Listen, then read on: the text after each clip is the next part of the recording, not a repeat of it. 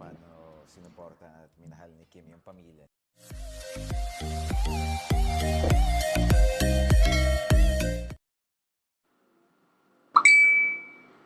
Hey guys, update tayo, Paolo Avellino and Kim Chiu.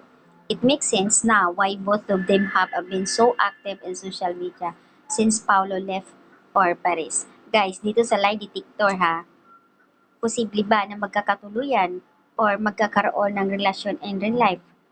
Yung talagang tipong habang buhay, walang pag-aatubili ang sagot nila as in yes. Kinilig naman ang ating Chinita Princess, grabe ha. Himlay as in ng malala. Yung tipong, yung confident, yung look ni Pao na naglalay kay Kim, grabe, when she said no, if type niya si Pao, next naman, sure na yan. Grabe. Pero, paano mo ilulusot si Kim? Ito funny ha. Simpleng kaligayahan lang, babaw lang, pero makikita mo talaga sa kanila na may spark, mahal nila isa't isa. Lalo na si Paolo Avellino, yung tipong daw siya magsalita, sumagot. Pinag-iisipan niya muna yung mga sagot niya.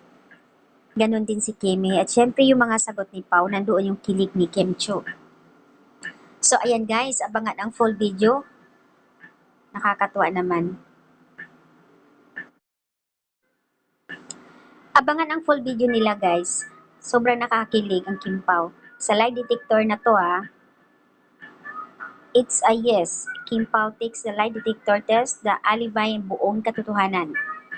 At syempre naman, yung mga tinginan nilang dalawa I love Pao. Answer here.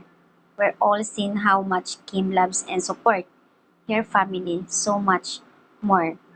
And her own family na talaga sobra. Kaya guys, huwag na palampasin, nakakatuwa as in nakakikilig talaga ang mga kasagutan nila sa lie detector. In fairness nagkakatama lahat ng mga questions sa kanila, kapag sinalang ang kamay, tumatama. Wala. Talaga naman.